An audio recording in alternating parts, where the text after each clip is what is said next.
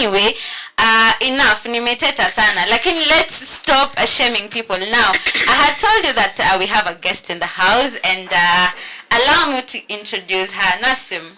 Yes. How are you? I'm fine. How are you? I'm very fine, and karibu sana in our studio today. Santi. We are so pleased to have you, and I hope we're going to have a good session together. I do hope so. Yes, karibu sana. Now, just for the purposes of introductions, please tell our listeners who you are, where you're from, which organization you work for. My name is Nasi. Yes. I'm a psychologist by profession. Yes. And I also run a mental health organization called HUGS. Yes. So HUGS stands for Hardiness and Adds Great Success. Yes. So hardiness, in other words, is resilience. Yes. So in life, in one way or another, we all need to be resilient. Yeah, we true. all need to build kidogo like a thick skin so that we can, thrive in this life. Because again, things are tough out here. Yeah. People are mean. True. So you need to learn how to navigate through that. So that's what HUGS is. What we do is we create awareness around mental health. Yeah. We do so through workshops and mentorship programs. Yes. We also do a lot of events when it comes to mental health with the sole purpose of awareness. Yes. And our focus is also youths. Yeah. If leo ama kesho nikipata client, yes, akihitaji psychological assistance, I can always refer them Please to you. do. That's beautiful. That's beautiful. Now, maybe you could just from a general point of view, utuambia about our topic of the day. Now, just give us a general overview of what we'll be discussing today. The topic is environment, right? Yes, yes. And our mental health in relation to our environment, Yes, right? yes. So when it comes to mental wellness, environment is not just, what we think of, Yes. nature and everything. It's more than that. True.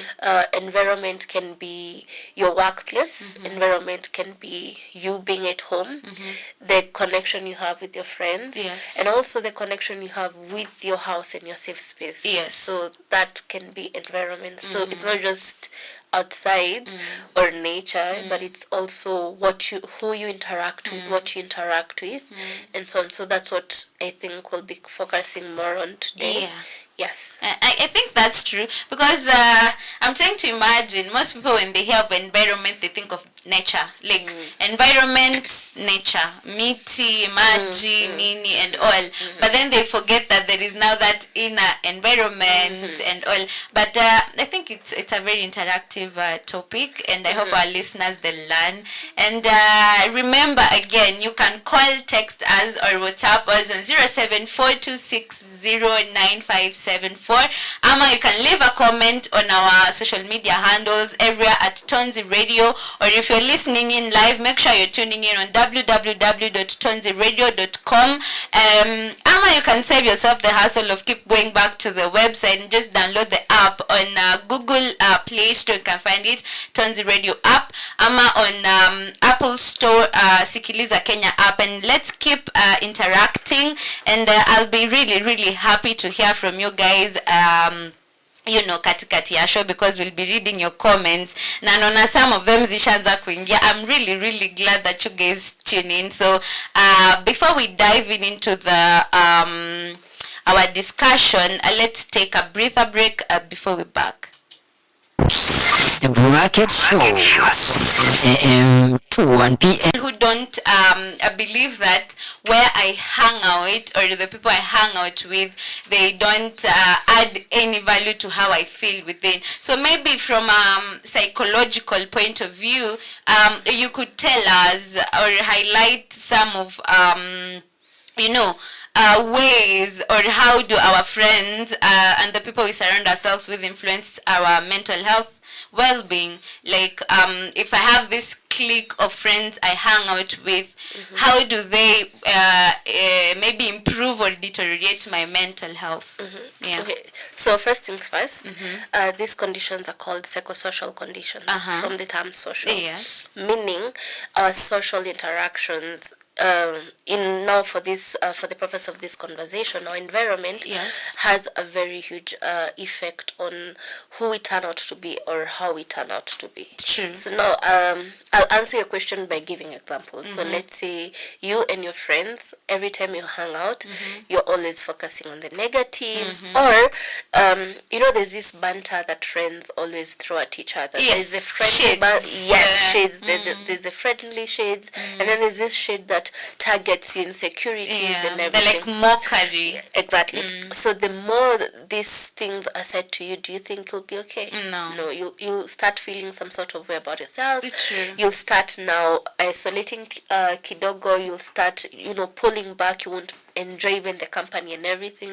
So yes, it will most definitely affect how you feel, and in the end it will always affect how you behave. There's this thing in psychology we call a cognitive triangle, which states your thoughts affect your feelings affect your behavior.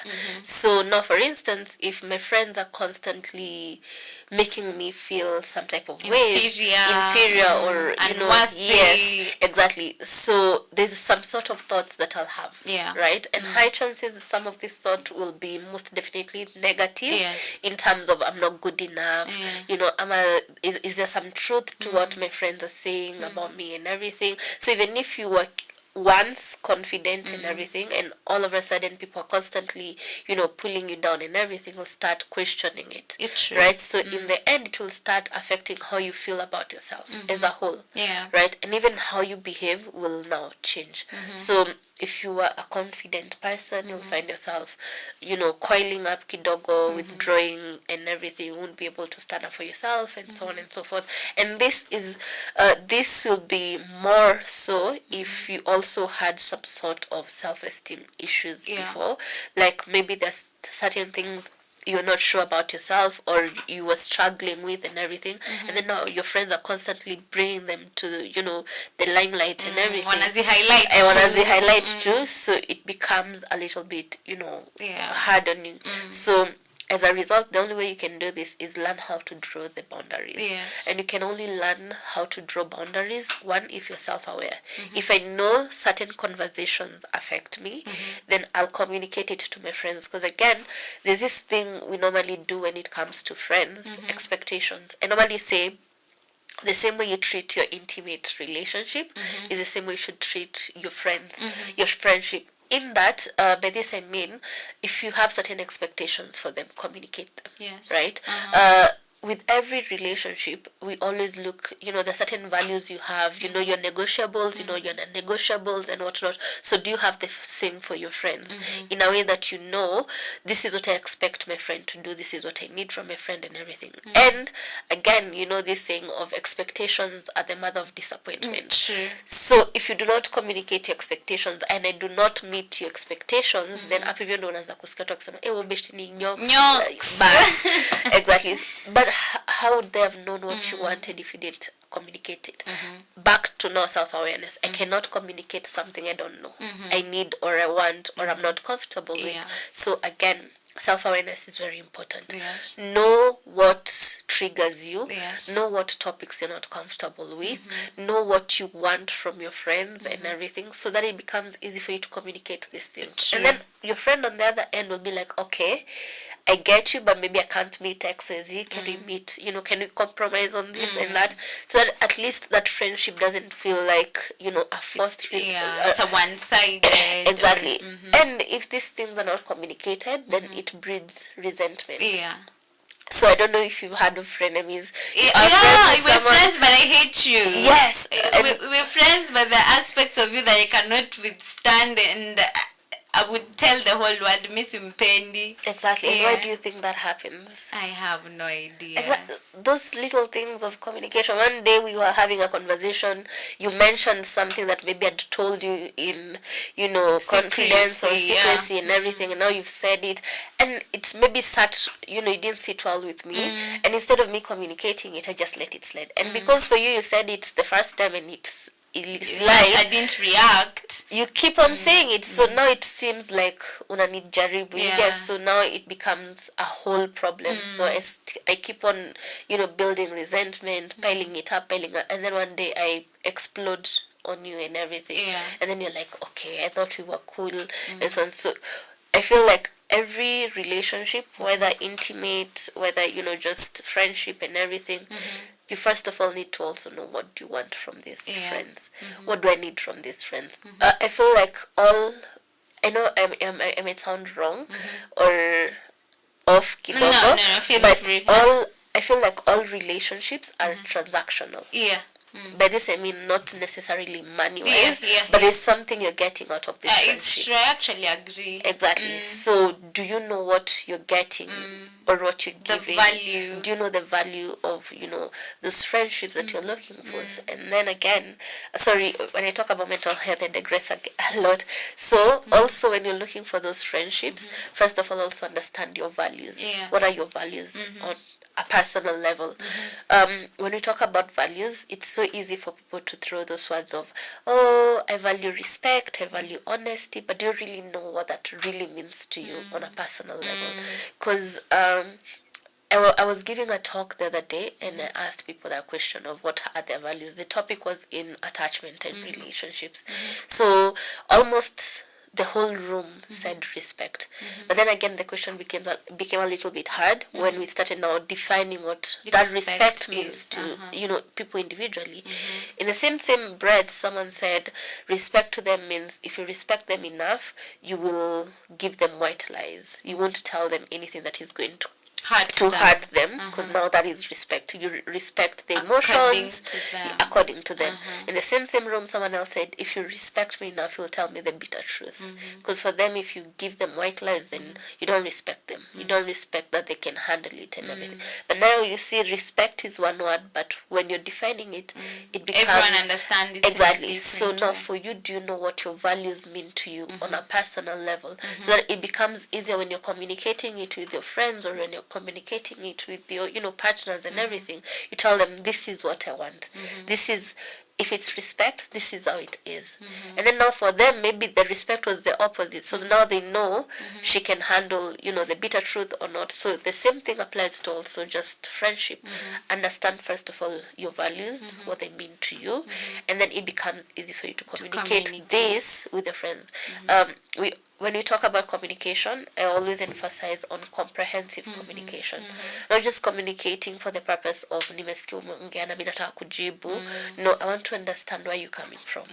So this thing of, I'll give the same example, this thing of respect and me telling you the bitter truth, where is that coming from? I really want to understand you so that next time I don't disrespect you by hiding the truth from you. I don't know if that makes sense. Yeah. Now, same on the matter of the people we surround ourselves with or the environment.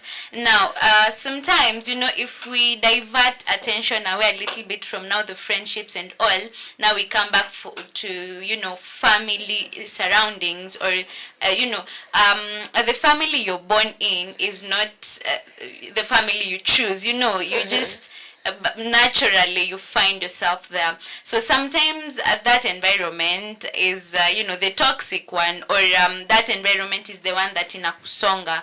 And sometimes some families can be those environments that we are running away from, but because we cannot detach ourselves completely from our families, we are forced to stay in their surrounding or the environment, and there's nothing we can do about it. And this in connection to people who stay in abusive relationships. So what is it that makes people actually stay in those relationships or in those environments, knowing very well that they're not useful or valuable to them?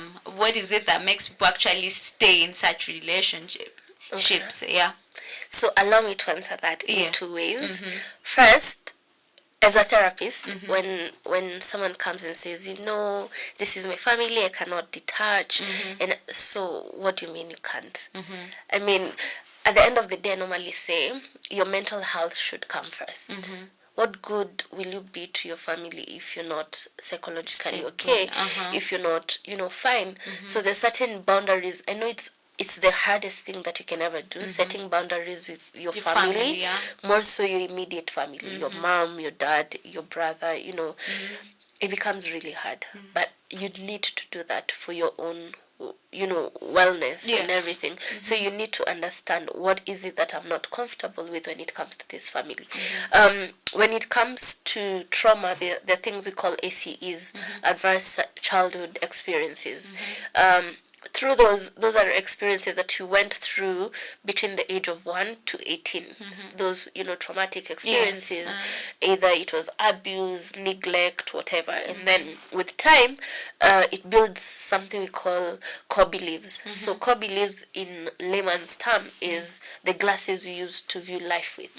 There are certain people who see life as a scary place, people as you can't trust people and everything. So where does that come from? So high chances it comes from that. So our core beliefs are shaped by our experiences in childhood and also experiences that we get throughout life, right? So if you are in a family setup whereby you feel like there are certain things that don't sit right by you and everything, there's nothing wrong with communicating it with the parents. Again, when it comes to being assertive, most people, assertive in the sense that standing up for yourself and everything, most people confuse being assertive with being rude.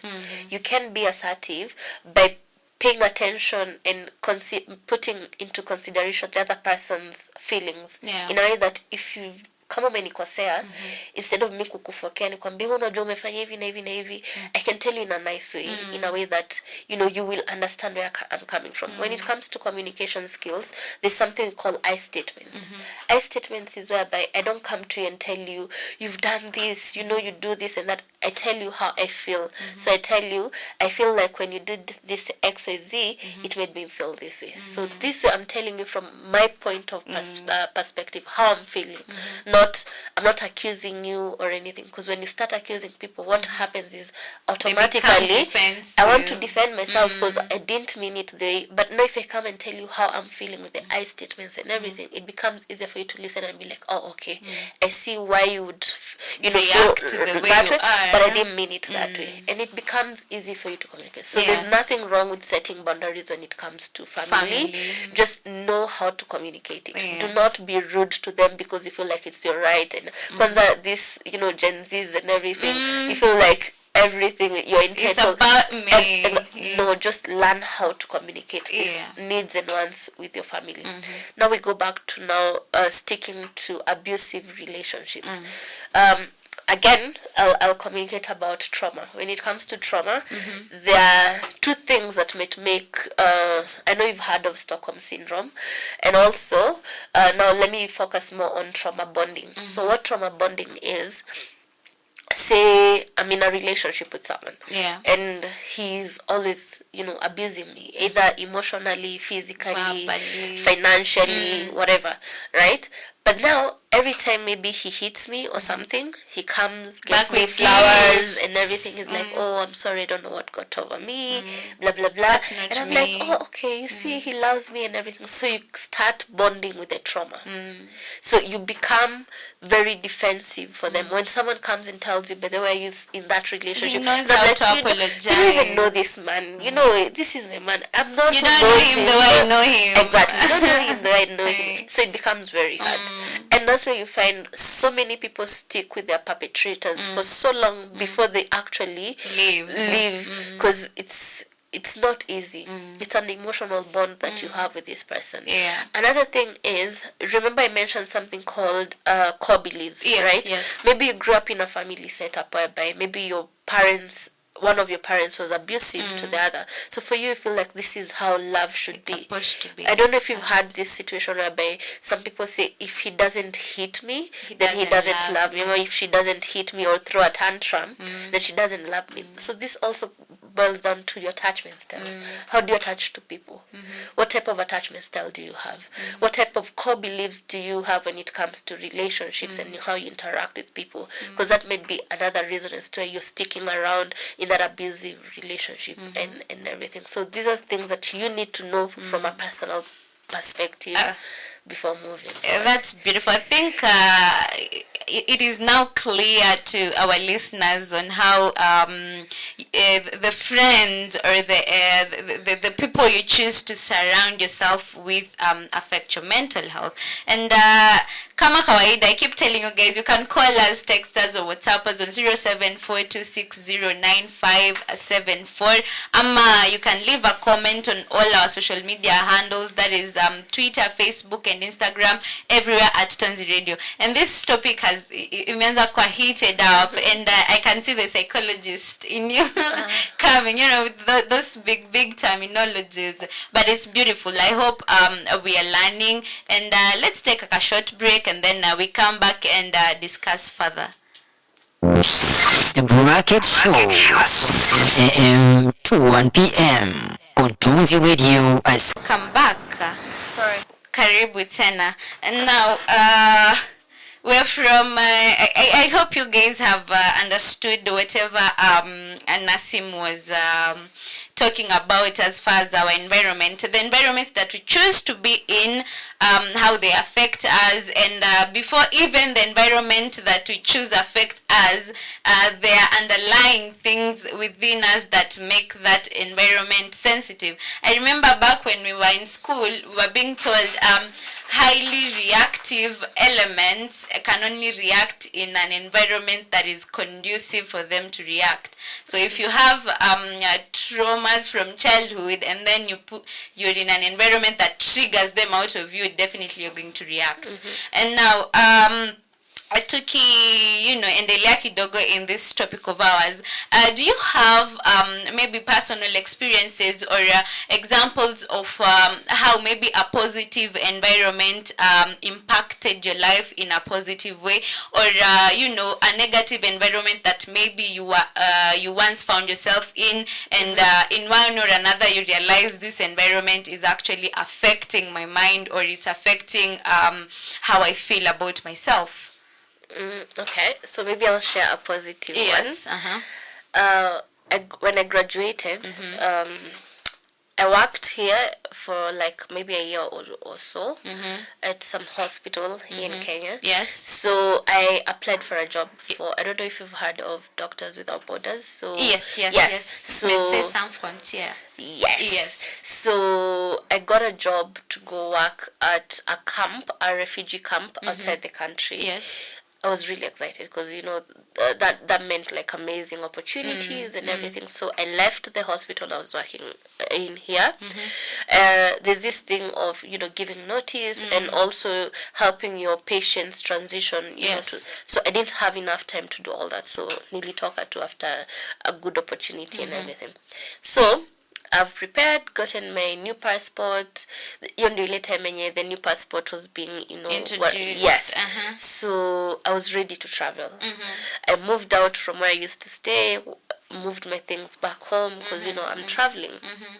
So a week, like on a Tuesday, and I was to travel on a Friday and I was to travel on a Thursday, start work on Monday.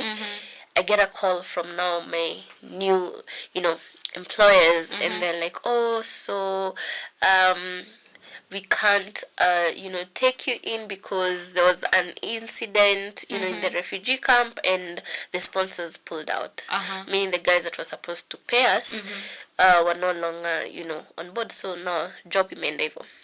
So I was very stressed, to be honest. I can imagine. So staying at home was, at that period, was the hardest thing ever. I was really depressed. I went to one of the best universities and really expensive universities, and I felt like my parents wasted that. I felt, every time I'd wake up and see I'm home without a job, so it was really hard for me. And then my mom, the good thing is she noticed it and she was like, do you have a place you can just go for a day, a week or so, just to chill to and roll? Yes.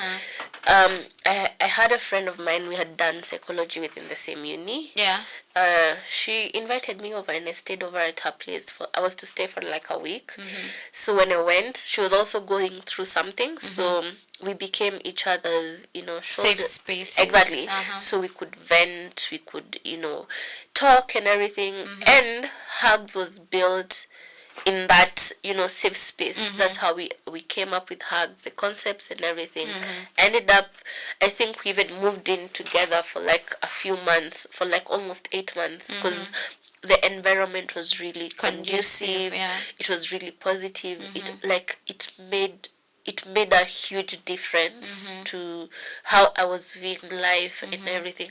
We were each other's therapists in one way or another. Yeah. So yes, for me that really bothered me, because I feel like if I hadn't, I even thank my mom for noticing and feeling like there's a need for me to just declutter, Yeah. the You brain need and to everything. change the And, environment. yes, I feel like things would have been, I would have never maybe started hugs. Like, through starting hugs, a lot of, a series of events happened before we started hugs.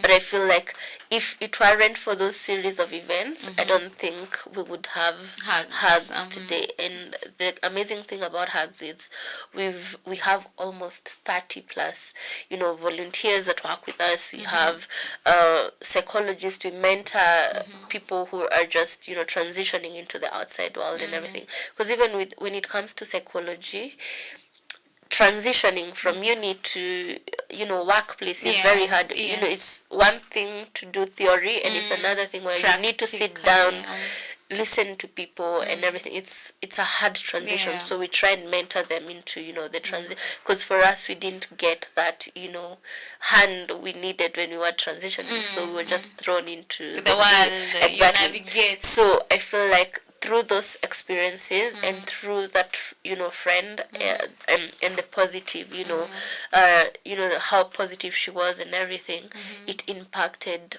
me in a way that I was able to be who I am today, in terms of. So if I hadn't gotten that, maybe I don't know, maybe I would have been in a very different. Yeah, I can imagine.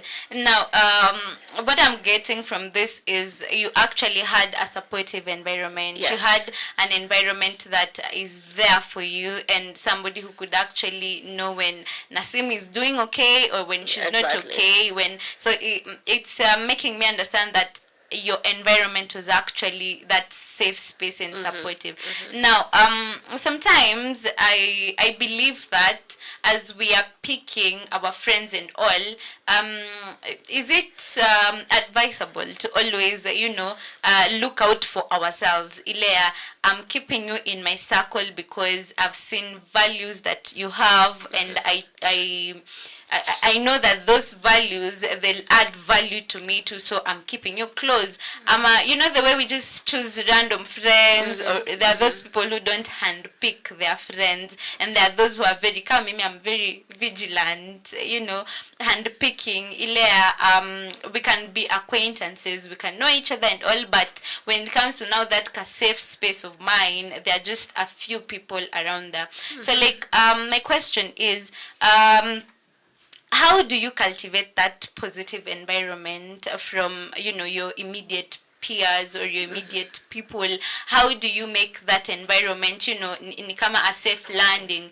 If you go outside, the dunia kutandike, just blow on you, you can always come back and feel I'm glad I created this place, or I'm glad I'm part of this space. How do you cultivate that environment, that positive environment for yourself? Yeah. So first things first, there's nothing wrong with you handpicking your friends, because there's also a reason as to why they're having you as a friend. Yeah. To remember what I started by mentioning, I feel like friendships are more of transactional, Yes. not just when it comes to money, but what values am I getting from this? Because again, remember, if you stick around with people for so long, you start borrowing some of their traits. You start You borrowing absorb them. exactly. So what do you want to absorb from your friends? So there's nothing wrong with that. And I always say, in your circle of friends, always know there's nothing wrong with having friends for just turn ups. Mabeshte tu ashere, mabeshte tu najua. When it's something serious, I can never go to those friends. And there's nothing wrong with that, because again, boundaries and everything. Yes. Our ni mabeshte tu, nikitaka vacation, nikitaka, like, they're for good times and everything. And then there's nothing wrong with having friends for when you're going through it and everything. So if I want, for me, I have a group of friends that first of all, for us, before we vent to each other, we ask for consent. Are you in a Are you mental not capacity yeah. to take up, my venting or not? And if they say no, I understand, because again, I'm not entitled to their time and everything. So I totally understand, because I know they're always there for me and everything. So this is why I was telling you, expectations, again, communicate these things with your friends prior. So I have friends I can call when I just want someone to give me the bitter truth, in the sense that wataniambia hapa hivi ndio umekosea or something. Or when I want someone to side with me, I know what friend to call and will vent and say how the other person is on the wrong. Well, I know when I want to be the lulu and everything. I know exactly. I know a friend that I can call for that, and they'll help me vent out and everything, and I'll feel good. But at the end of the day, I'll go back to the one that is more critical and be okay, hapo hivyo pia ulikuwa umekosea or something. And I understand that. So for you, do you have such friends? So there's nothing wrong with picking your friends. And again, I always advise people, when you're picking friends, pick different generations too. Pick a friend in your generation, pick a friend who's younger than you, and pick a friend who's older than you, because again, the perspectives that these people have is very different. An older friend will help you understand when it comes to investments, when it comes to building, when it comes to certain things that maybe you're not even paying attention to. Your age mate will relate with some of the things that you're going through. A younger friend will help you see what are these young people thinking and everything. So you'll have all worlds around you and everything. I'm not saying that you lazima need those tight friends, but have such people in your circle that you can run to. Let's say when I'm going to talk to Gen Zs, I always consult a friend of mine and ask them, okay, so what is the generation? Yes, what are you guys going through? What are some of the issues that are affecting you and everything? What topics do you think I should cover more and everything? Because those topics will be very different from my generational topics and everything. So that helps a lot in terms of also research and everything. So you get to understand things differently. Yeah. So there's nothing wrong with handpicking your friends. Now, still on the same. Now, are there, specific red flags that unaizangalia, you're like, these are signs that actually this environment is impacting me negatively? What are some of these red flags that you can, watch out for? Ilea, when do you know, Ilea, it's a wake-up call. Ilea, this environment of yours is already impacting your mental health negatively. What are those red flags that we should watch out for? So, one red flag that I'll mention is communication. So communication, it doesn't matter if we're in friendship, if we're in a work, acquaintance, relationship or whatever. Communication is very important. How do you communicate to people? I mean, yes, maybe nimekukosea, but that doesn't give you the right to just come and talk to me anyhow you want and everything. So communication is very important. And if you realize there's a certain way that people talk to you and doesn't sit right with you, then that's one big red flag. And again, red flags are very, I want to say, subjective, depending on the person, because maybe what you might call a red flag, kwa mingine it's a very big green flag, right? Yes. So red flag is also boils down to your needs and wants. How well do you understand yourself? What do you want? What sits well with you? What doesn't sit well with you? So again, self-awareness. When you understand that aspect of this is who I am, this is what I find right, and this, I have situations whereby a friend called another friend and they were like, oh, I've got you something, go pick it at a such and such mall. And this other friend felt very offended because they were like, how do you just throw that on me? When you think I didn't have anything else during the whole day? And someone else would have been like, oh, I like such things. I know that's really amazing. So you see, it's very different. So again, it all boils down to you as an individual. What do you really understand yourself in one way or another? And then these things, communicate them with your friends and everything. So red flags, I would honestly tell you, the main big ones is just communication and how people talk to each other. But other than that, the rest are very subjective. Depending on what you want, individual, who you are, and what sits right with you and what doesn't sit right. Yeah, because I remember there is this statement that my high school English teacher used to say, you have to cultivate your indivisible minimums. You have to have those things that unasema I can't go below this. I can't take this from maybe a relationship or a friendship. I think that's why red flags are very subjective. I think you're very right saying that, because I'm trying to imagine there are people who find some things red flags, and there are people who are very okay with them.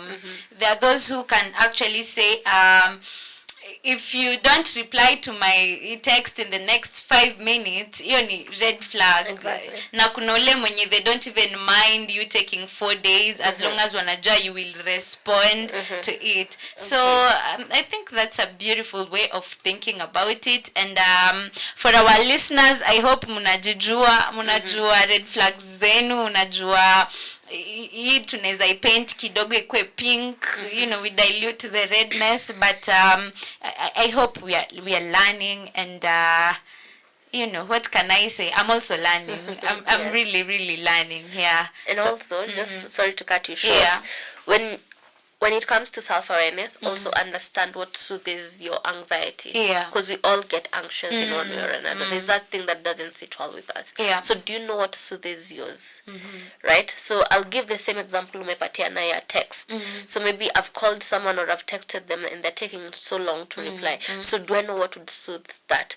So for instance, maybe for me and my partner, we'd say, if I call you and you don't, you're busy, you can't reply, make sure the day doesn't end without you calling me back. So whatever happens, even if I'm having some sort of anxiety, mbona ajani call or whatever, at the back of my mind, I know he'll call, the day won't end without them calling me. So I won't start jumping into conclusions and whatnot. So it's also very important to know what is this thing that soothes your anxious attachment when it comes to relationship, when it comes to friendships and everything, so that you don't keep on panicking or checking your phone or whatever. Now, what happens when you know, we have insecurities as human beings, especially sisi wanawake, after being in a series of maybe situations that have maybe broken our trust or what, there are those things in itwanga survival mechanisms that we develop by ourselves. So when do we know that we are generating them from, you know, an aware point of view, they're just clouded by our previous maybe circumstances or situations? How can we tell that actually I'm being aware that this for me is a no-go zone? It is not subjective to maybe what I've gone through or whatever I have been, you know, experiencing before, but this is situational. This specific situation that is happening is what that you know, warrants this reaction from me, and not the insecurities that I've been carrying with me my whole life. I like the way you're insisting this specific situation. It has nothing to do with yes. We all have different coping mechanisms that, you know, we've got with ourselves. So there's some that are positive and there's some that are negative. But as much as you're saying it's just this situation, it has nothing to do with the rest. They're all interconnected. When it comes to therapy, there are different types of therapy. I know you've heard of CBT, cognitive behavioral therapy, when maybe something has to do, you need to change your mindset and everything. And then there's something called psychoanalysis. Psychoanalysis is where we go back to where the main issue was. Sorry if I am digressing kidogo. It's okay. But I feel like it will help you understand this better. So when you come to me with attachment issues, we'll do something called tracing your anxious attachment. So we'll do it in a 3-decade period. If you're now 30 years, if you're 20 years, we'll do it in a 2-decade series. So from age 1 to 10, 10 to 20, or 20 to 30. Between those decades, when is the first time you remember feeling uncomfortable in a relationship? Maybe you remember at age 5, you tried talking to your parents, maybe they shushed you or whatever, that was uncomfortable for you. So we trace all those periods every year, and then now we start seeing, is there any relevance to how you are right now? So as much as you're saying it has nothing to do with everything else, it's just the situation, then why is this situation triggering you? If it's now fresh, why is it triggering you that much? And why are you behaving almost similar to how you've been behaving to other situations. So all these things are interconnected in one way or another. So it's okay to say that whoever we are, or rather how we react to things as adults, in one or another, it is connected to previous patterns, previous cycles. There's always a pattern to it. There's no way you would just wake up and behave extremely different or out of character. Even if you behave out of character, it's been a build up to you getting out of character. Yeah. So there has to be a train of series that has Umekuwa happened. ukitusuppress, Yes, and the worst thing you can ever do is those things of suppressing. Kufungia. The more I suppress, the more inashinda ikibwell up. So one day una erupt. Unalipuka. Yes, and when it comes to these things, I know you've heard of things like transference and projection, you know, exactly. So unapata watu unalipukia mtu hata hajakukosea. Hajakukosea. Exactly. Kumbe kitu umekuwa ukibeba all along. So it's not just about that one situation. It's a pattern of things, and that's why your self-awareness is it's very, very important. And we can keep on saying about self-awareness, but if you can be all self-aware that you want, but if you're not willing to change, if you're not willing to start working on it, then you'll always be, you know what you're doing, but you're not ready to transition and everything. I don't know if that answered the question. Yes, it does. Now, there's somebody who says that wasichana ni kama kikombe ya maji.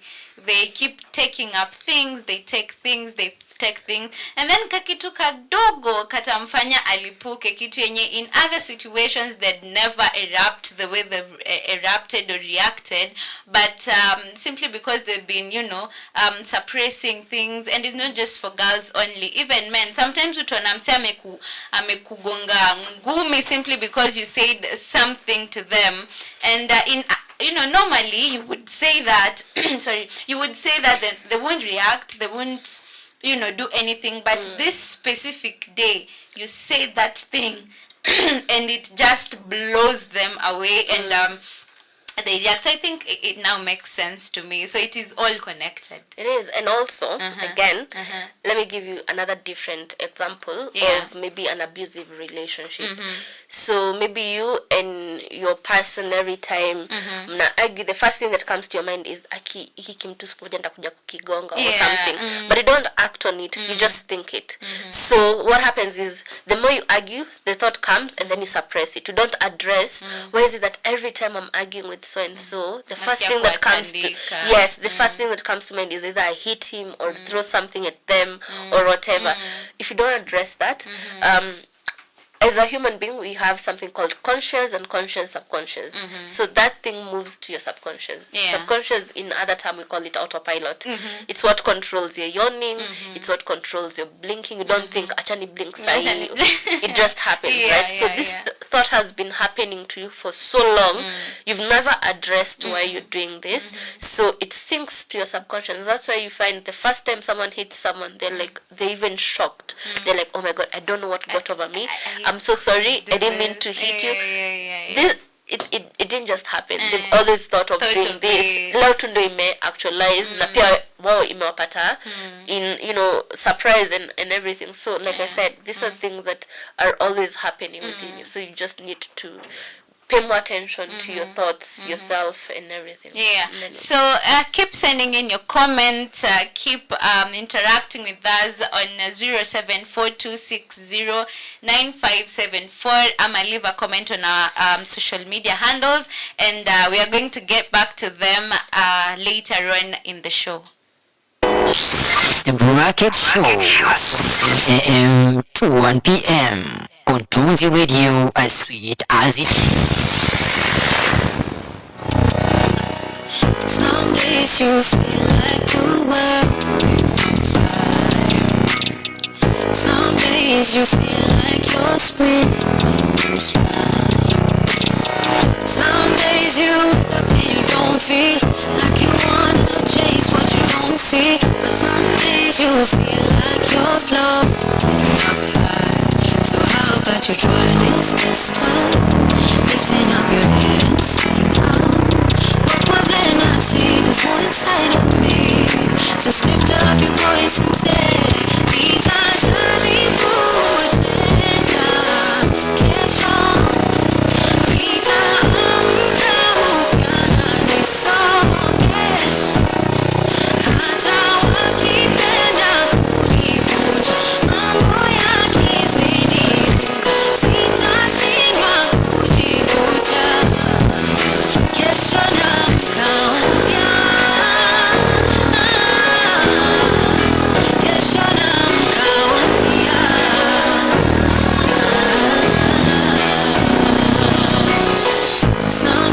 Yes, I know that you think of surviving, but you sleep and wake up and don't feel like fighting.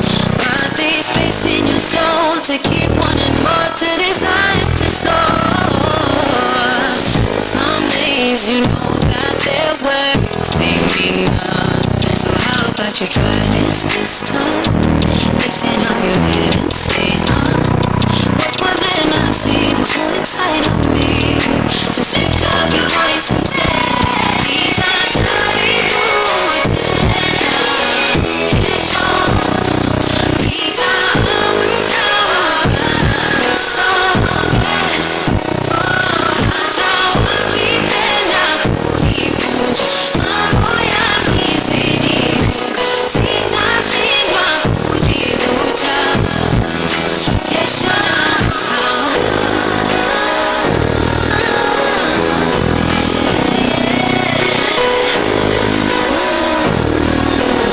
Karibuni sana, welcome back.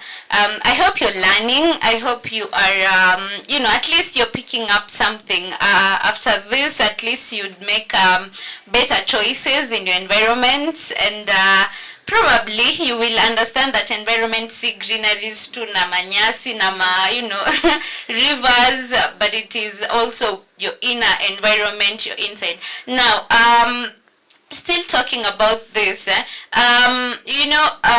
social media is really playing a huge role.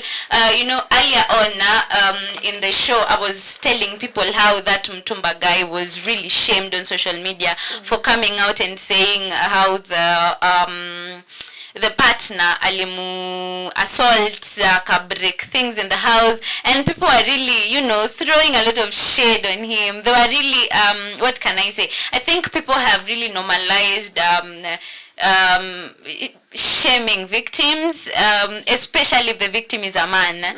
They've really normalized it, gender-based violence, whereby the ladies wana hurumiwa, they're given sympathy, they are supported. But when a boy child comes, in a feel ni kama they don't have a right to actually talk about it. So maybe you could tell us which roles social media and online interactions shape our mental health. It can be the positive way or negative. Just how does social media and online interactions affect or impact our mental health?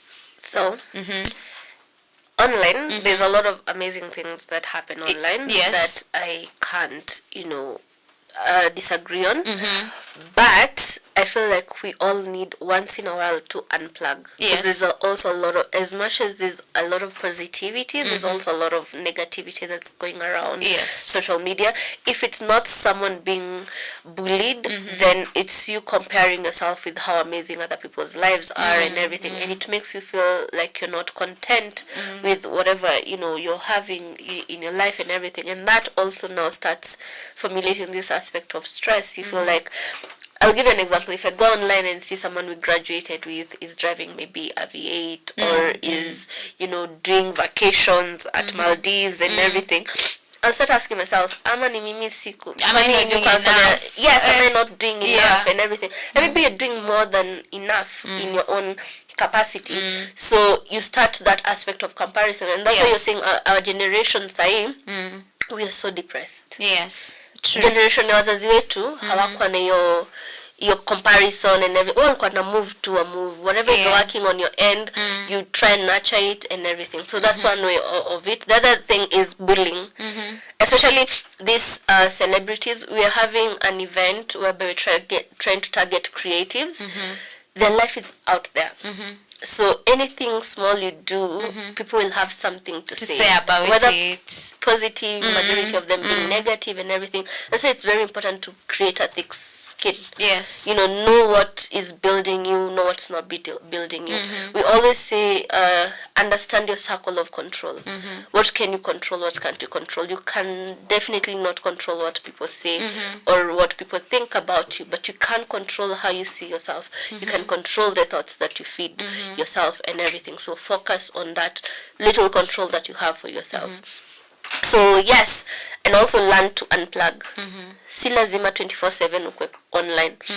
Unaweza sema hii mwezi I'll just unplug and focus on other things other than, social media. If it's too negative and everything, I'll just focus on the positive and unplug kidogo. So once, I know it's very addictive, but learn to unplug from social media once in a while. Yeah. And now, from the little knowledge of IT that I have, we were told that, social media brings up, or rather you get prompts on internet depending on your search history, the things that you frequently interact with. Your search engine has a way of bringing you more of that.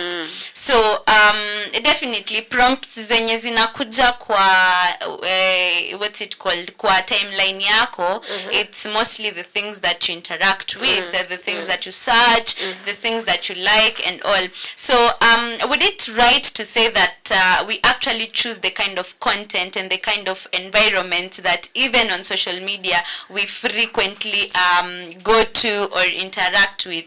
Because now I realized something when I joined TikTok, I think a few months ago. I think it's like 6 months or something.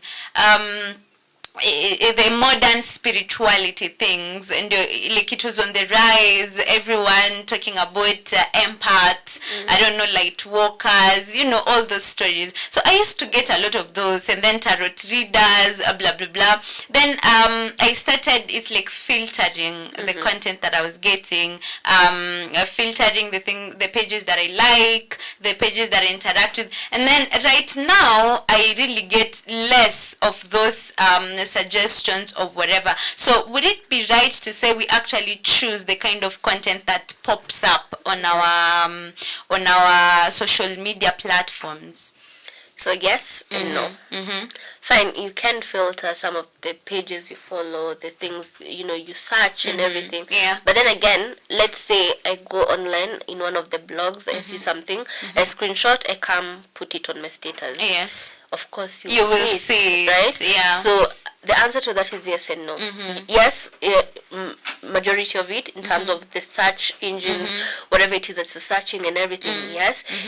But then again, you cannot control the whole of social media, and that's what I'm saying. It's very important to decide hii wiki sitaki social media, ama hii mwezi hata sitalipia internet, nitakaa tu na news and that's it. Or even at times there's nothing wrong with also filtering news if it's too much negativity in the news and everything.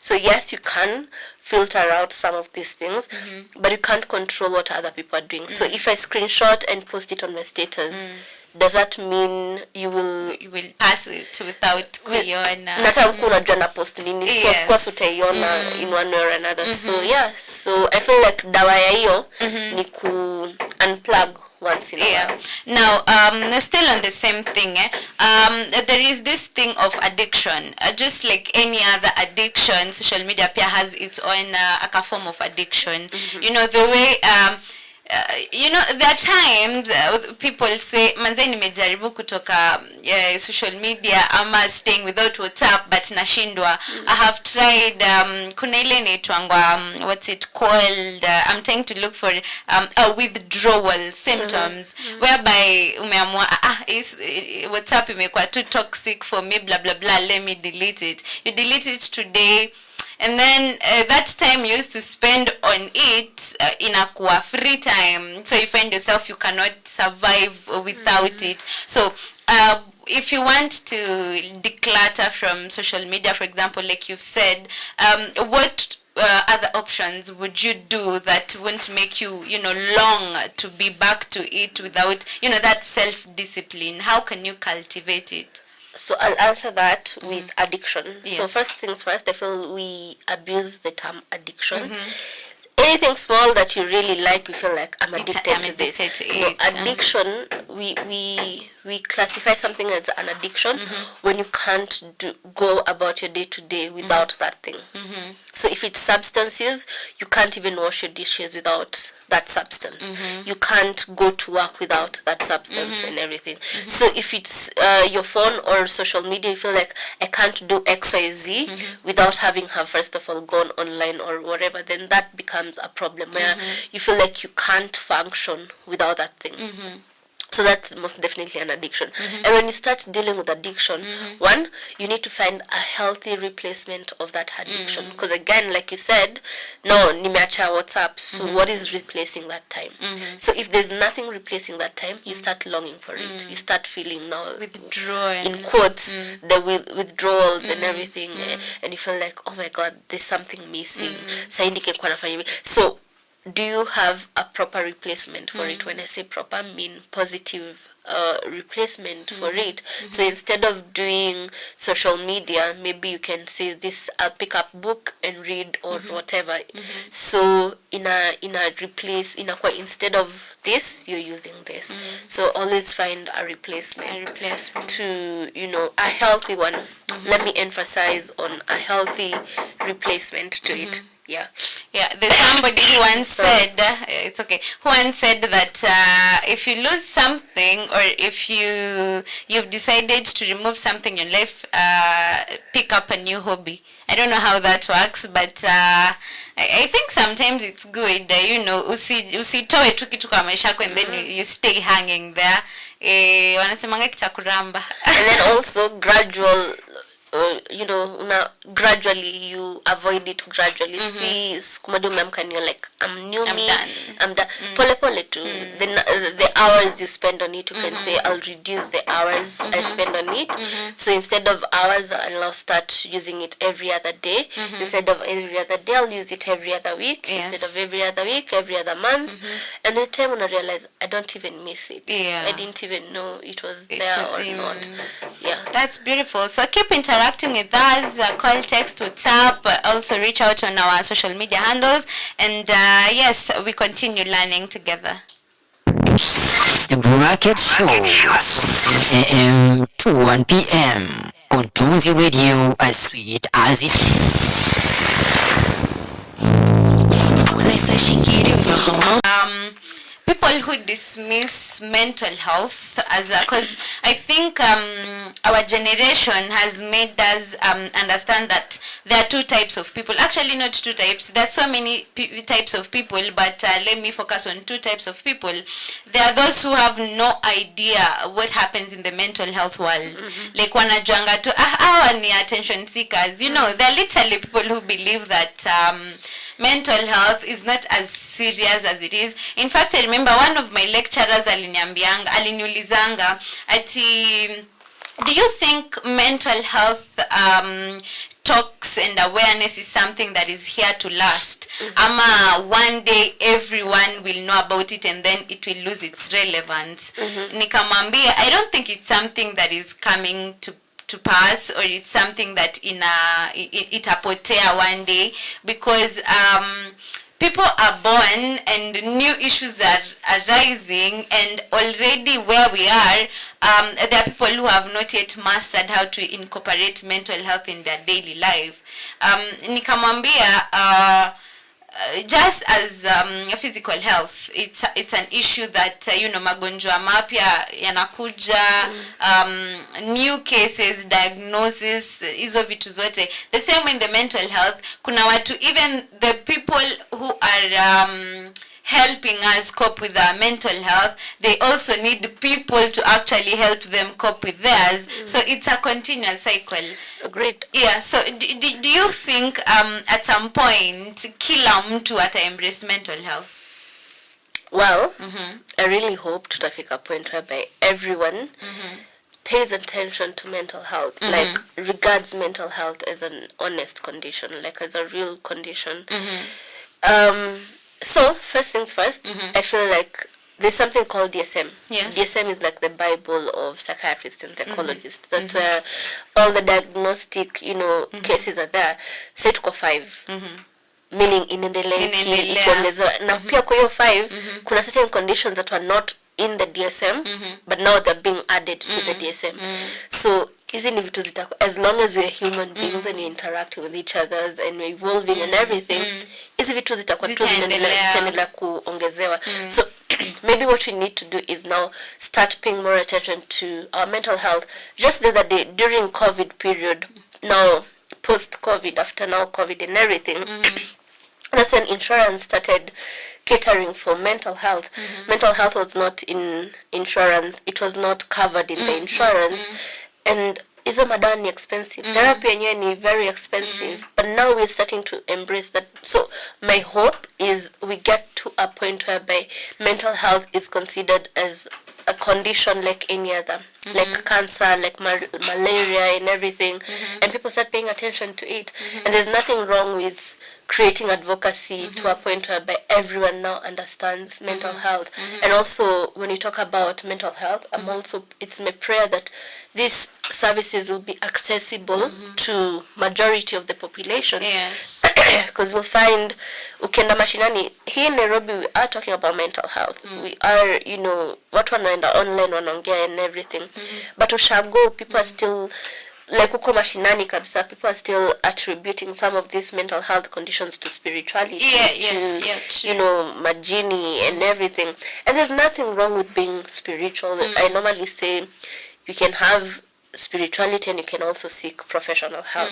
Ikikuja kwa cancer, people don't say ni mapepo na tutenda kibo. Exactly. And the worst thing about mental health is your brain controls everything. I don't know if you knew this. I normally give this example, but it's kidogo dark, but it helps people understand. Your brain is the only organ that you can't get a transplant or, so if you get to an accident, God forbid, and you get like a brain injury or something, you're clinically diagnosed dead. Your brain is what tells your heart to beat. Your brain is what makes you see me. It's what makes you know this is real, this is not. So if there's something wrong with it, can you imagine your life? Unaona tu vitu haziko, but unaziona, and then you're telling someone, they're like, it's not there. Most people with schizophrenia, most people feel they just see them, but these people can actually even interact with them. They can touch these people. They can, the same conversation you're having and everything. They can have with them. Think of it this way. When you're asleep, I feel like this is the best example. When you're asleep and you're dreaming, at times you dream something that is so surreal that you feel like it happened. The only difference is you'll wake up and you realize it wasn't real. So if you're running in your dream, ile kuchoka ya kukimbia and everything, you're feeling it, right? But you'll wake up and know it wasn't happening. But now these people, they never wake up. When it's now the psychotic aspect of it. So the way of life. Exactly. So can you imagine how amazing your brain is? Now, ebu elaborate kidogo on schizophrenia. Yeah. Yes, that one. Is it the same as kuchizi? So, schizophrenia is what people call kuchizi, ama mwenda. Yes, so that's it. And it changes. There's something we call insight. Insight, you are aware of what's happening. You're hosting Nasim is here, this is real, this is not. But people with schizophrenia, they don't have that. And schizophrenia has different categories to it too, so it also depends. And the only reason unonagawasiwa na ukota makaratasi soko or something is because maybe they didn't get proper treatment that they needed and everything. So if with proper treatment, we have CEOs who have schizophrenia and they're still running companies and everything. As much as they'll have low days and everything, they'll go back to their productivity and everything, being productive citizens and so on. So mental health is not like the end of the world if you're having a mental health issue or condition. All you need is just to know how to manage it and follow through with what your doctors tell you and everything. I think we should have more sessions where we tackle these issues one by one. We really do. Like we just set us a day to dissect what schizophrenia is. Just talk about it, because I think one of the things that people are still ignorant about mental health is because wanaonanga tu the big terminologies and they just give up. That's too much. Wakisikia ukianza kuongelea sijui bulimia, anorexia, they're like, those are they're new words. I cannot. Mashida za wazungu. But then when you start seeing that actually these things are happening, because the other day, I think today morning, I woke up to some post whereby some guy was he was killed in US by cops and stuff. He wasn't literally killed, but he was a law offender. Then he was tied on some chair, blah blah. Then akabrutalizwa tu venye anabrutalizwa, then akakufa in the process. And then the family was compensated 1.2 billion for that, because first of all he was wrongly convicted, and then he died in the process. And then later on it came to be known that this guy was actually suffering from a mental health illness. Like, he always sometimes he'd have those trances, and he would just do or say things that could get him in trouble. So I'm trying to imagine kama hadi watu wa states they can make such mistakes to wrongfully convict someone until inafika mahali they die. How many people kwanza hii Kenya yetu wenye they actually accuse people of doing things, now maybe it's from a mental health perspective, we don't understand how many people, because there is a lady who normally talks about murder crimes or serial killer kind of stories. Now, there was this era in our life, we weren't born, of course, in the 1800s, kulikuanga the highest rise of serial killers. Now, most of them, because she would talk about their childhood upbringing and all, they're actually people who get brain injuries and it affects their mental health. That is something nimekwanga nikijambia, I'll ask a psychologist. Please tell me, how does that happen? So, in that context, more so when it comes to, serial killers and everything, we have two things. A psychopath and a sociopath. The difference is the symptoms are all the same, whereby, let me use layman's term, their humanity is switched off, so they don't have empathy. Yes. So that's why it's easy for someone to kill without feeling some type They of actually way. enjoy Yes. it. So for a psychopath, the symptoms, you see them when they're young, early on. So for a sociopath, this is where I'll give an example of, I don't know if you remember Onyancha. Yes, I do. Yes, you had That people even say, sent chills in my body. you had people say, alikuwa mtoto mzuri, we don't know what happened after uni and everything. So that means it's something social that triggered his, switched him, right? Maybe something happened to him that changed in terms of him having empathy and everything. So that's just the main difference when it comes to those people who don't have empathy. It's either you're a psychopath whereby you started from a young age, and they start small, like kuwa vifaranga, paka, blah blah blah. So Panya, they actually dissect it. Yes. Okay. So I actually had a patient who was 8, I think. Yeah.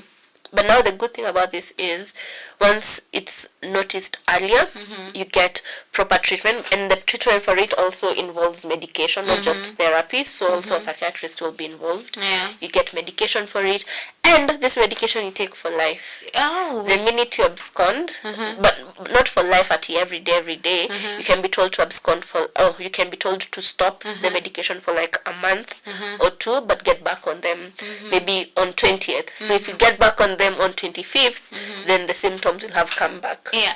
Now, under the same, how can we establish boundaries and choose healthier social environments to improve our mental health? Like, how can we, choose? For example, there are people who assume that clubbing is a negative environment for anyone to be there. There are people who assume that healthy environments in the nature, maybe where hakuna noise, it's just natural sound. There are people who assume that just keeping it yourself, maybe staying a day in your room to just do your stuff, that's safe. So how can we, choose, or rather, how do we know that this environment can be healthy for somebody and not healthy for the other? This environment is generally not healthy for everyone. Like, how do you go around that ideology? Allow me to answer it Yes. in a different way. Yeah. when it comes to coping mechanisms, there's certain things we call mindfulness exercises, right? So the same way I would I would tell you to use breathing exercise as a coping mechanism to maybe anxiety, to maybe insomnia or whatever. Whatever breathing mechanism will work for you might not work for the other person. Yes. Maybe I'll tell you to use 478 breathing exercise. Now, that one works best when you're about to go to sleep, inakusaidia kulala. But for someone else, it works best when they have anxiety. But for someone else, it doesn't work completely. I tell you, use square breathing exercise. For you, that one works perfectly for everything. So you see, we're all different. We are all generally different, right? So when it comes to knowing what works best for you and everything, I normally tell people, you can start small by creating something we call creating a joy list. A joy list is something as small as what brings you joy, right? It can be watching a movie, it can be going out, it can be doing this and that. So once you create that joy list, now look into your joy list and see what are the positive, coping mechanisms and what are the negative. And the only way you can know what is positive and negative is going through the pros and cons. What are the pros of you going out? Clubbing? What are the cons of you going out clubbing? Does the cons outweigh the pros? So if the cons outweigh the pros, then this thing should come out of my joy list because it's not doing me any good, it's doing me more of harm. So ni kujita tu mkutano, kukaa chini na yourself and figuring out what are the pros and cons of my joy activities. So the same thing, labda ukiona clubbing, the cons nyingi ni kulewa. Can I turn up without drinking? Maybe if I turn out, it's doing something to my spirituality. Maybe I'm not able to, be more spiritual and everything. Then you wait and be like, okay, I need this more than this.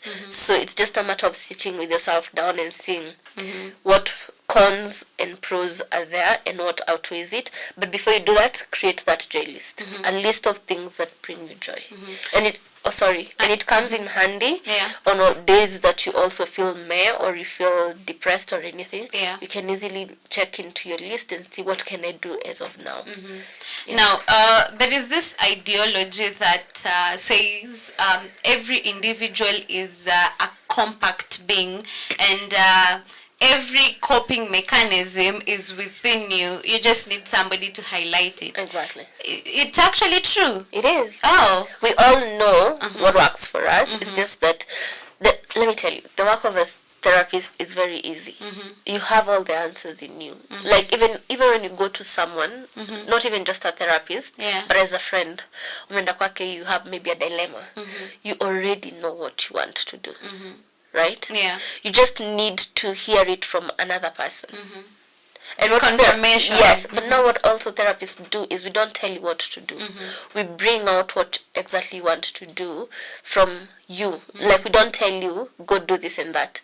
At the end of it all, you realize, oh, actually, Mimi, this was what I wanted all along. So it's not even about, it's just a matter of highlighting it and bringing it out from you. I don't know if that makes sense. Yeah, it makes sense. Yes. So let me try to break this down, especially for the purposes of our listeners. So, for example, if I have maybe an issue that is disturbing me and all, it is possible that if I am really self-aware, if I know myself visually, I can actually arrive to the answers. And that won't be, watu wenye wanaji self-diagnosing yanasema I am depressed. And, kuna wale watu wenye they self-diagnose themselves, I'm depressed. I actually have a friend mwenye aliji self-diagnose akasema he's bipolar. So I try to understand, when do you know that you actually, you're self-diagnosing yourself from, awareness or kujujua, ama when you're doing it right? How do you know that you're acting from your natural compact creation, whereby I know myself, I know that ABCD works for me or ABCD doesn't work for me, so I will pick D because D works for me, or I'll pick A because in this circumstance it's the one that works for me? How do you know that you're not self-diagnosing yourself, but you're acting from a point of awareness? So first of all, I feel like so many people do that, and depression, anxiety, stress are the most abused terms out there. Yes. Any small inconvenience, I'm depressed. Yes. Do you know, for you to be clinically diagnosed with depression, you need to have gone through certain emotions for a period of 2 weeks consecutively. 2 weeks. So siku moja tu umefeel a bad day, I am depressed. We abuse those terms a yes. lot. But it's also important to know, when are you off? What is off with you? I feel like you're the only one who knows you best. Yeah. Again, allow me to whatever kidogo. When it comes to mental self-awareness, Yes. there's something we call Johari window. So the Johari window states, for you to fully know yourself well, think of it this way: when you're walking, you don't know how you walk until someone comes and tells you, by the way, you walk like a duck, or you have a bounce to it, and then you're self-aware and you're like, oh, okay, yeah, there's some kidogo, I'm either crab walking or whatever, but all along you thought you're walking okay. So this is what the Johari window does.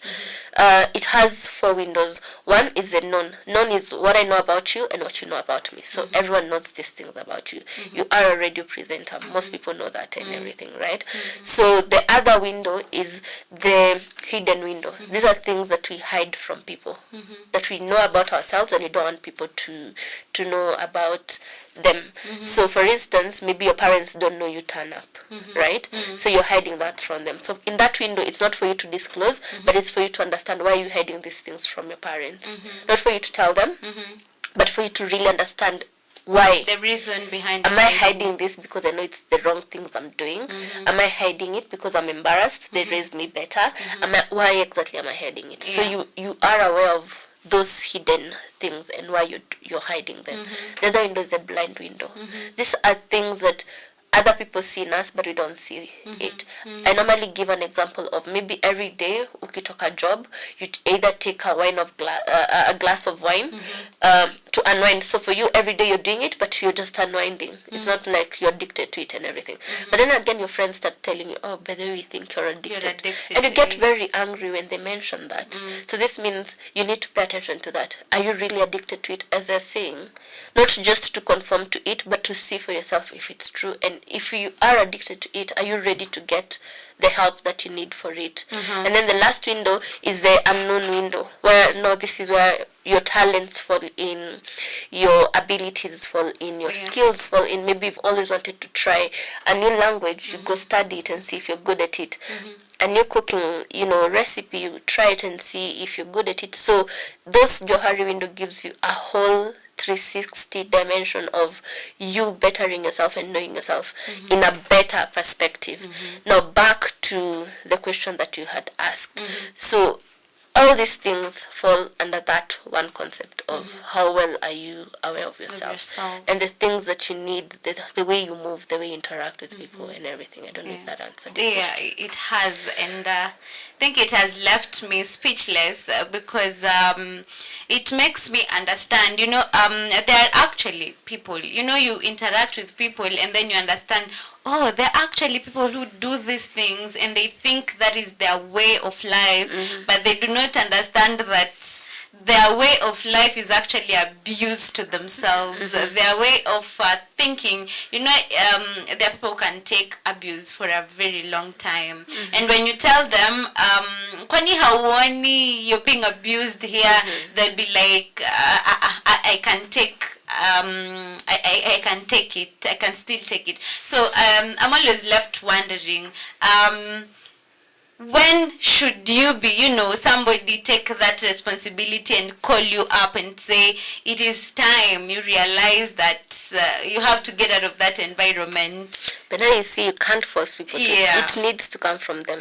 Even when it comes to therapy, I don't take clients that are forced on me. Clients that are forced, ama wazazi wamesema lazima uende therapy. It won't work. You'll just waste your money and nothing will change. So any change, any small change, needs to come from that person. This person needs to sit down and jambe enyewe. I need this. So for instance, what you're saying, hauoni, unabuziwa or whatever, it means that is a blind area for them. They don't see it that way. So they need to call themselves down and see, is there some truth to what these people are saying? And if there are, what do I need to change? What do I need to work on? Where do I get that help? How do I go about it? And so on and so forth. So change comes from you accept. You can never. The more you force people to change, the more they, pull back. The more they insist on it and everything. You can mention it and be like, "Hey, bro, I feel like you need help," but you can't force them to get help. You cannot force it on them. You can't force it on them. And the same thing with self-diagnosing.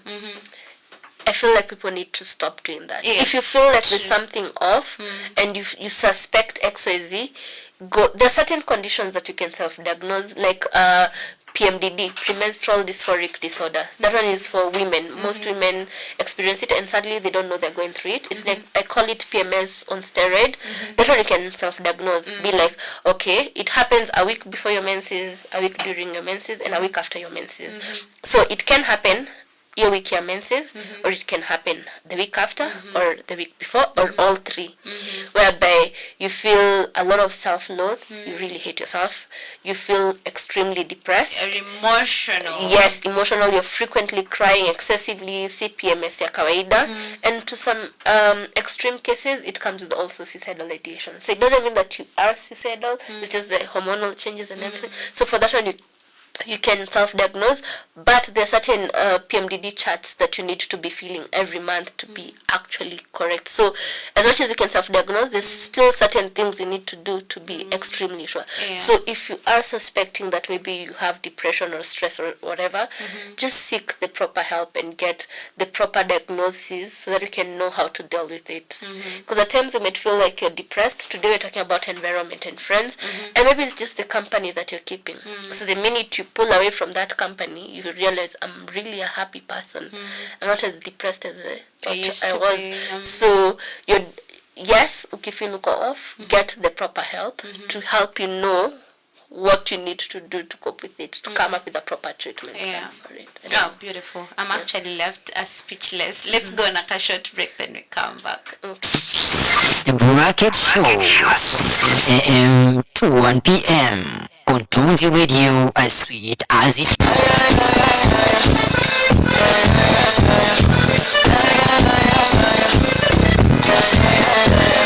Yeah. Welcome back. Now, we are now at the moment where we wind up and actually give you things to go back with wherever you are. Now, human beings are social beings, yeah?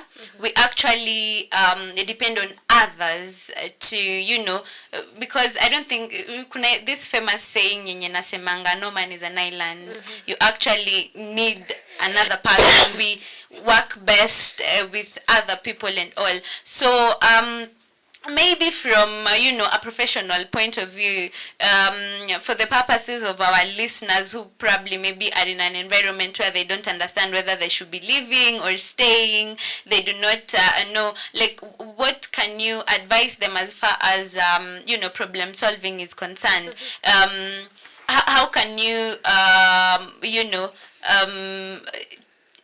break it down to them that you can do ABCD if you find yourself in that environment? Maybe that activates your fight inatonga fight or flight, what? Or freeze or whatever. Izo zote. How do you I'm trying to put it in the most simple way, what can you tell those who are stuck in abusive environments and probably they're still whether they should leave, stay? What are some of the things that they can do to help them actually cope as far as that their mental health is concerned? Okay, so we use the same term we've just used, problem solving. So I'll define this in terms of problem solving. So when it comes to problem solving, I like focusing on two types of problem solving. Yes. So one is called emotion-based problem solving. So emotion-based problem solving is whereby these are things that you can't change. I'll give an example.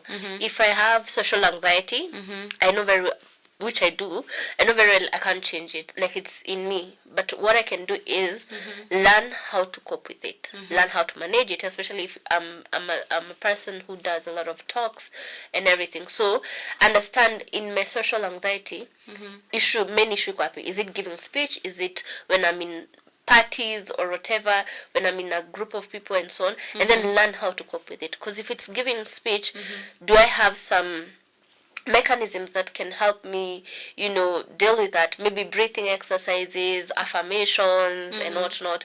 Personally, I have social anxiety, like mine is very severe, but I still give talks, right? So there's certain things I do before my talk and everything. So that is emotion based. These things, you can't change them, but you learn how to live with them. You learn how to deal with them. Yes. I'll give you an example. Maybe it's a family setup, right?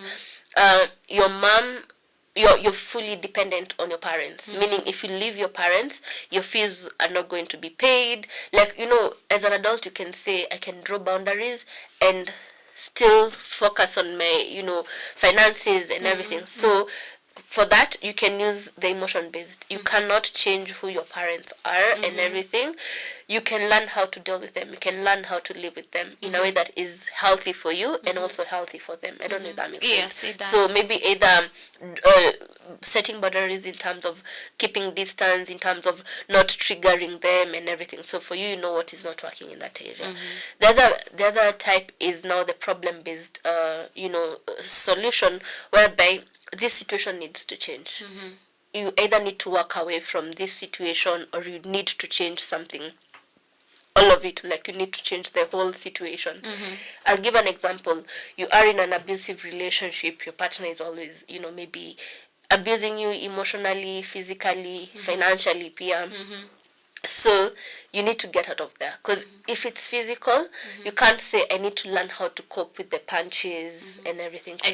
Before twende mbali sana on that, I've had a point of say financial abuse. Shed some light on how can someone be abused financially? Financial abuse is whereby, let's say maybe you and I are staying together, right? Maybe I'm your elder sister or whatever, and I know there's certain things that you need. Maybe you're a lady, you need maybe tampons and whatnot. So I withdraw the finances for that. If you don't do X, Y, Z, then I won't buy you tampons. I won't buy you, sanitary towels and whatnot. So I'm using the power I have in terms of finances to make you either submit to me or make you, whatever. So you feel, if I don't do X, Y, Z, then I won't get this money for this and that. I don't know if that makes sense. It does. Yes. So, but financial abuse, he's not giving me my monthly allowance and everything.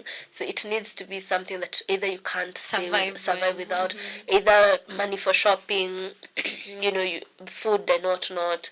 Yes. Oh, okay. And then emotional abuse niyo ya kutusiwa kila saa and everything. Physical, it's where it gets physical. They are literally either punching you and everything. So like I was explaining, you need to use now the problem-based solution.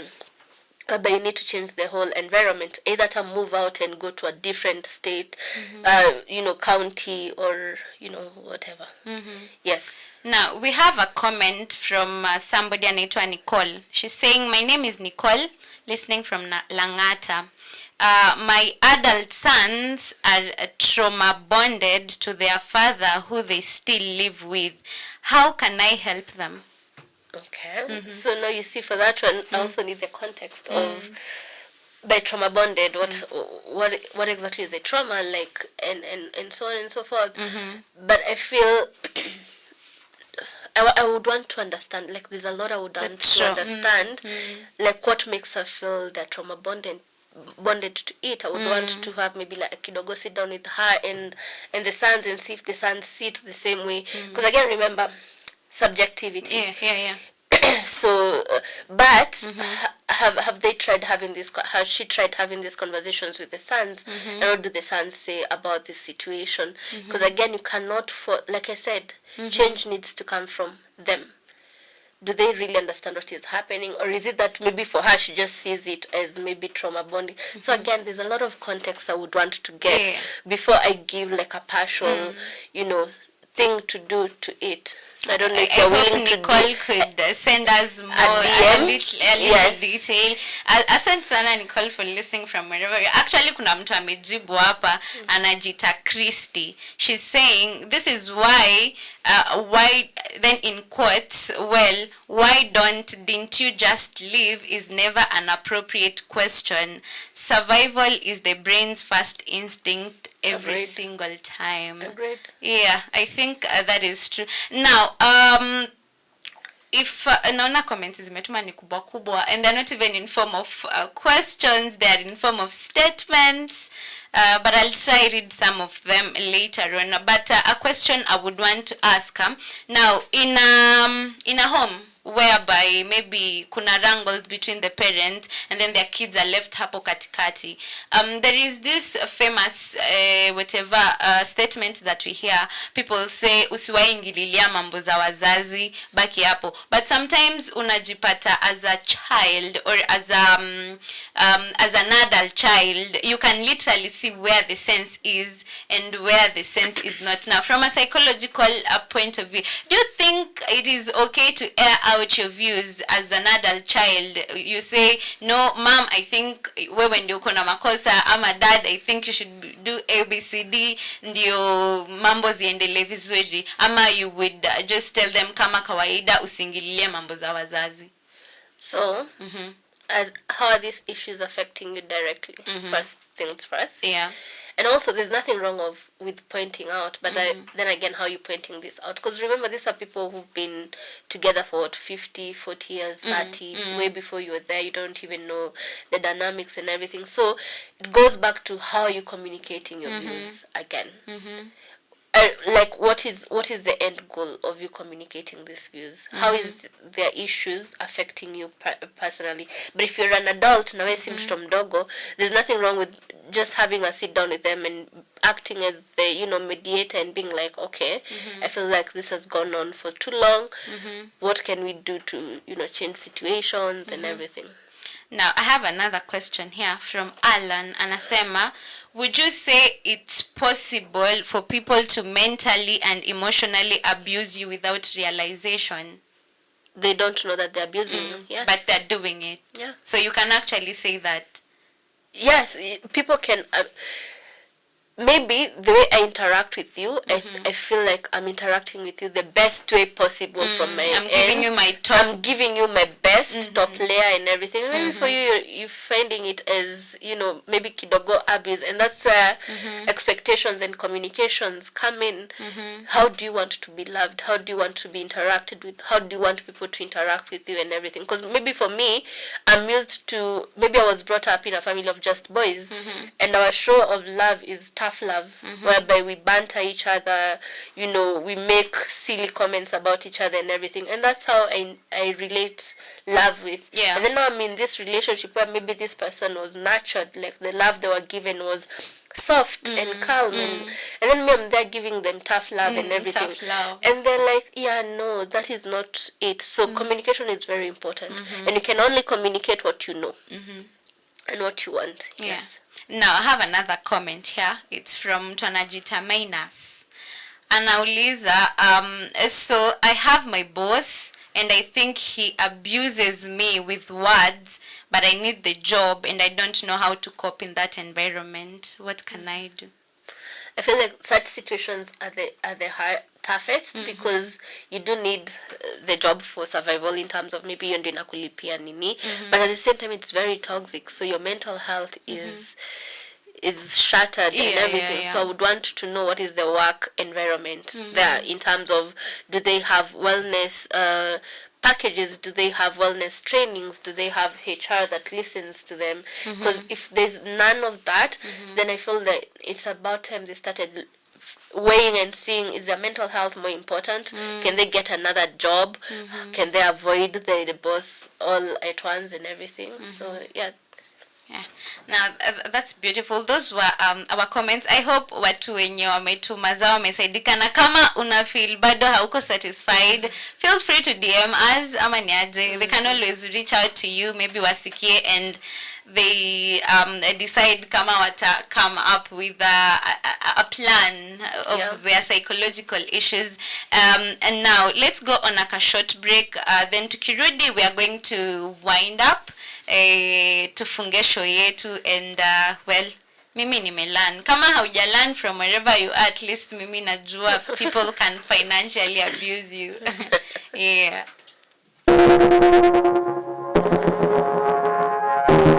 Come back, our faithful listeners. Now, I've been your host, Amaroy, and our guest of the day has been Nasim. She's a psychologist and a founder of Hugs. And, I'm really grateful that you guys keep tuning in and we learn together. And your story, I want you guys to know where mnaweza pata Nasim, her social handle. So I need you to look at the camera. You tell us mahali wanaweza kupata. You tell them about your services. Kuna watu wana assume therapy inakuanga free ama counseling inakuanga free. So tell us kama yako pia ni free. So simply just tuambie where they can find you, your socials, where Hugs is located, how they can book appointments if at all they're interested in it. Yes. So first, you can find us online at hugs.co.ke. That is our IG, hugs.co.ke, Twitter, the same thing, Hugs Organization on YouTube, Hugs on LinkedIn. Just type Hugs and then you'll find us.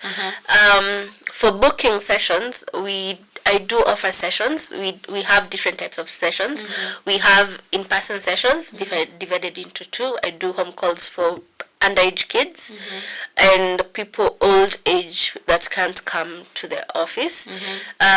Through the same in-person sessions, I also offer nature therapy, whereby we either go to a park and do the sessions there, depending on how comfortable the client is. We also offer online sessions.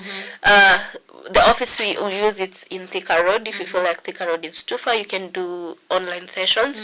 So for online sessions, they go for 1,500. For in-person sessions, they go for 3,500. For home calls, they go for 4,000 bob. Okay. Yes. Now, for those who maybe feel it's a little bit too expensive, do you guys have offers? Do you have times during maybe a month, we are giving free therapy this month? Do you have such sessions? Yes, this month, being Suicide Awareness Month, we are offering free therapy sessions for suicidal cases only. By suicidal cases, I mean, allow me to just define it's okay, take your time. So when it comes to suicide is divided into two. There's the passive suicidal ideation and there's the active suicidal ideation. Yes. So active, I feel you remember it. Yeah. Yes, but yes, for the purposes of active is whereby you've thought of it before and you've thought of ways to do it. So online sessions that can't work. So I'm not doing for those ones. But for passive is whereby life is so hard that for a split second you're thinking it would be better off if you're not around. So those are the cases that we're taking. And you're booking those cases through our email, which is info@hugs.co.ke, and the offer ends the end of next month. So it's just this month and next month. Already there's a few people we are doing online sessions with, so you can take advantage of that. But again, only suicidal cases. So we rarely have free sessions apart from when we have events, and then we can do some kidogo, PFA, psychological first aid for people on ground and everything. But we can link you up with toll-free numbers for free therapy. I don't know if people knew this. KNH also offers free therapy sessions for people under the age of 25. Mathari offers the sessions at 500 bob. So for youths, if you feel like 1,500 is too much for online, you can just walk in at Mathari and get the one for 500 bob. Yes. And now, from that, me, I'm listening like an audience. So there are people who have an ideology that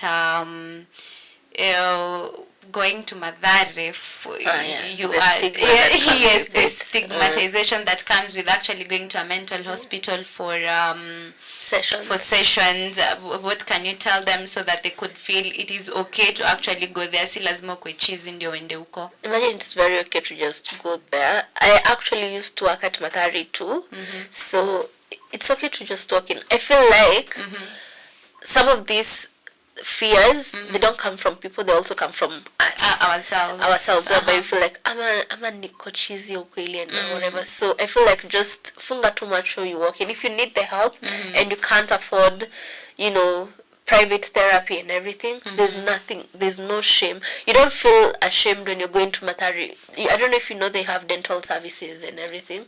I have no idea. Like it's just a hospital. You can walk in for your dentals and everything. So people don't feel ashamed kwenda kungolewa meno Mathari. So mbona unasikia ashamed kwenda sessions Mathari? You get, people don't feel ashamed when they go to KNH for other medical issues. So why would you feel ashamed walking to the psych wing for therapy sessions and everything? So it makes me remember there is an interaction I once had with a friend. I think when you see some of your contacts wanna post something, it's like a call for help, and then you decide to DM them and you ask them, have you considered therapy, or have you considered seeing somebody? And then they're like, yeah, I actually need help. And then you ask them, can I plug you to somebody who can actually help you go through this? Nikachwa on read.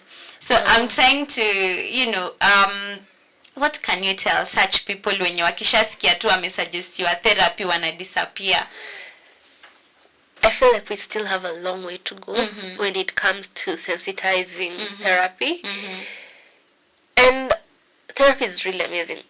Weird enough, I also go for therapy. Like, I also have a therapist. As much as I'm a therapist, I also see a therapist. It doesn't mean therapy is only for people who have psychological issues. It just means there's certain things in your life that don't make sense and you don't want them to make sense. So you listen in to a professional to help you make sense of these things. So think of it as a tangled, rope. So they're just helping you to untangle it and everything. Remember what I told you. All these things, we have them within us. It's just that we are not able to reach them. So they just help highlight them. So there's no shame in going for therapy whatsoever. In matter of fact, you're just making yourself better. So yeah, I feel like people need to embrace more self-care and understand that therapy can also be part of self-care.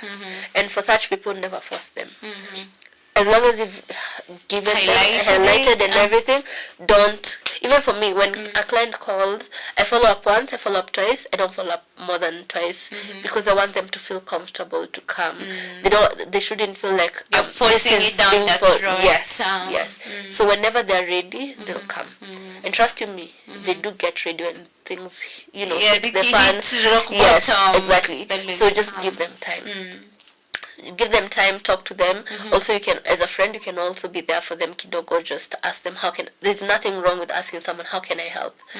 And when you're asking that question, make sure you know how you can help. If you can't help financially, tell them, how can I help other than financially?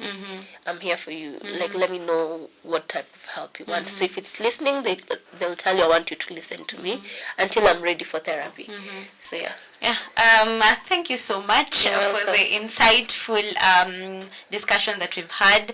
I hope next time when we call you upon, you will respond to our call, and we can have these conversations, because I believe that it can never be enough emphasis on mental health, especially the fact that most people are still, ignorant about these things. Agreed. Yeah, I feel like the more we talk about these things, we normalize talking about these things. Hata mtoto akizaliwa kesho na grow asikie we are talking about these things, at least we will raise a society that is mentally aware yenye wanajua. So thank you so much for blessing our studios.